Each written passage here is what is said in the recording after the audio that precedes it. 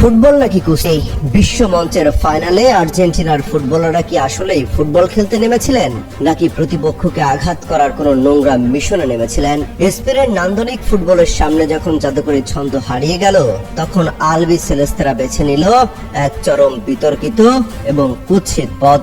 25টি foul, 6টি হলুদ card এবং একটি লাল কার্ড। বিশ্ব চ্যাম্পিয়নদের এমন লজ্জাজনক ও ধ্বংসাত্মক পারফরমেন্স এর আগে দেখেনি ফুটবল বিশ্ব।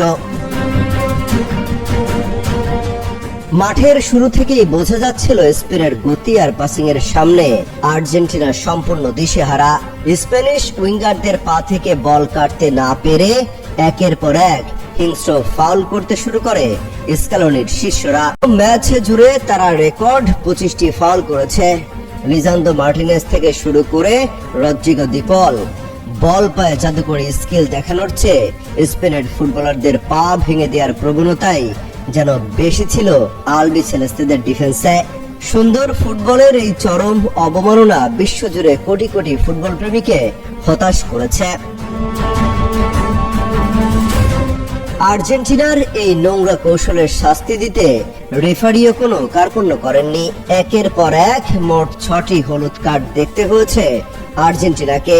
এমনকি ডাগ আউটে দাঁড়িয়ে মাথা গরম করে হলুদ কার্ড খেয়েছেন খোদ কোচ লিওনেল স্ক্যালোনিও। তবে লজ্জার চূড়ান্ত রূপ দেখা যায় ম্যাচের যোগ করার সময়ে।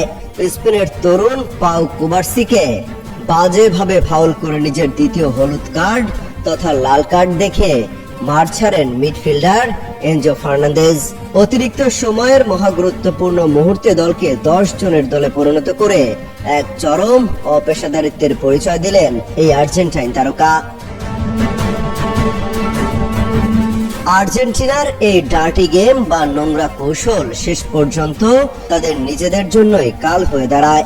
10 জনের দল নিয়ে স্পেনের সারাশি আক্রমণ সামলাতে গিয়ে অতিরিক্ত সময়ে আর টিকতে পারেনি তারা। ফেররান তোরেসের সেই জাদুকরী গোল যেন আর্জেন্টিনার অহংকার আর হিংস্র ফুটবলের জালে শেষ পেরেকটি পুঁতে দেয়। পুরো 120 মিনিটে আর্জেন্টিনা গোলমুখে মাত্র 2টি শট নিতে পেরেছে। আক্রমণ করার চেয়ে প্রতিপক্ষকে ফাউল করার পেছনে যারা বেশি শক্তি খরচ করে তাদের ভাগ্যে শিরোপা নয়, বরং এমন কলঙ্কজনক পরাজয় জোটে।